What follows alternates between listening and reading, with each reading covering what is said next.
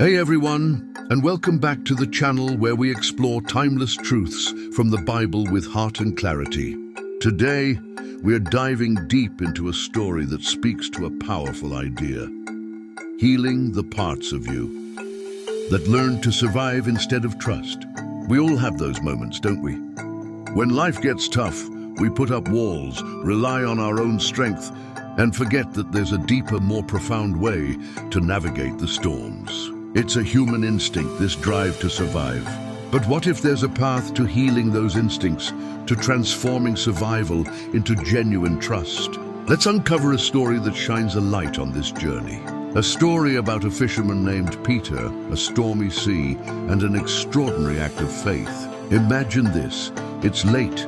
The disciples are in a boat battling a furious storm on the Sea of Galilee. Waves crash, winds howl, and they're utterly paralyzed with terror. Peter, a seasoned fisherman, has seen storms before, but this one is different. He's gripping the side of the boat, his knuckles white, his heart pounding, convinced this is the end. He can feel the cold grip of death closing in. Then, through the gloom, they see a figure walking on the water. "Ghost!" they scream. The sheer dread in Peter's gut must have been unimaginable. But a voice cuts through the wind. "Take courage. It is I, don't be afraid." It's Jesus. Now Peter, bless his impulsive heart, battles an intense internal struggle. His rational mind screams, "This is madness, the waves will swallow me whole." His raw fear tells him to stay put, to survive. But there's a flicker, a desperate, audacious hope that whispers, "What if? What if it's truly him? Can I do the impossible? Could I actually trust him to do this?" He calls out, "Lord, if it's you, tell me to come to you on the water." And Jesus simply says, "Come."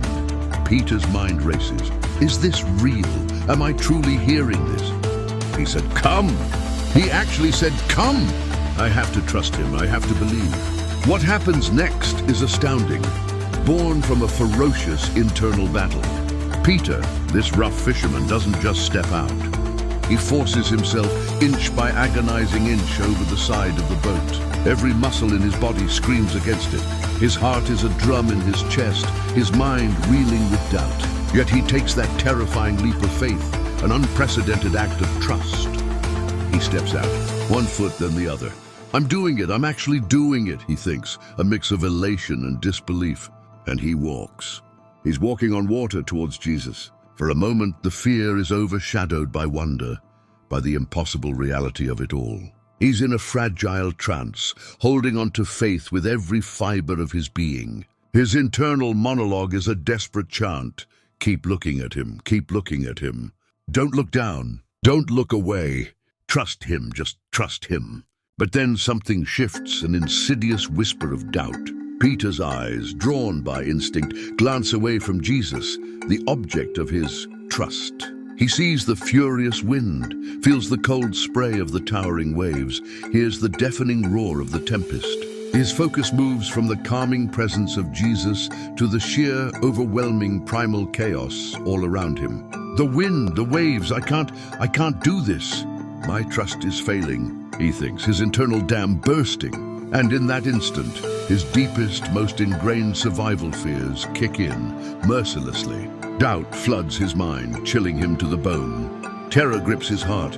The part of him that learned to survive the unforgiving sea, that understood its immense destructive power, completely overwhelmed the fragile, nascent trust in the impossible.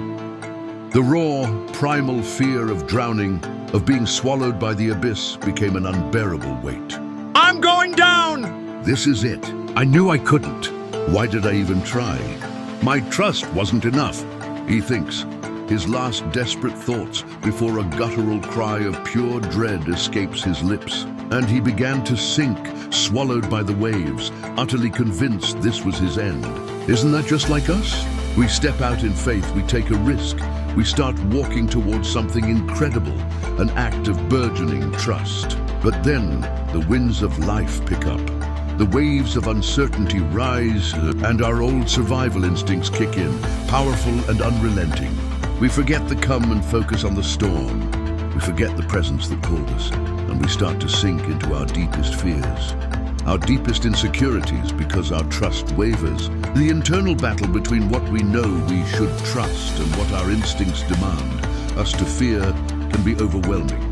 Peter, in that moment of utter despair, truly believing he was about to drown, cried out, "Lord, save me!" And immediately Jesus reached out his hand and caught him, pulling him from the terrifying grip of the water. He saved me. He actually saved me. My trust was weak, but his strength wasn't. Peter gasps internally. "You of little faith," Jesus said, "why did you doubt?" This wasn't a scolding, but a gentle question. An invitation to reflect on that critical moment when internal fear won over active trust. Peter, still trembling, thinks, "Why indeed? All I had to do was trust." This isn't just a story about walking on water. It's about the profound journey from relying on our own survival mechanisms to fully trusting in something greater. It's about recognizing those moments when our past hurts, our learned self-reliance, our paralyzing fear override our capacity for trust and the immense internal struggle that entails. Jesus didn't condemn Peter for his weakness. He reached out and saved him. He reminded him that trust, not just survival, is the key. And in that simple act, Peter was healed, not just physically, but in his spirit. He learned that even when survival instincts take over, when fear threatens to consume us, there's always a hand reaching out, ready to pull us back to trust, ready to mend those parts of us that learn to survive instead of trust. May we all find healing for those parts of us that have learned to survive, so we can truly learn to trust. Thanks for watching. Subscribe and share.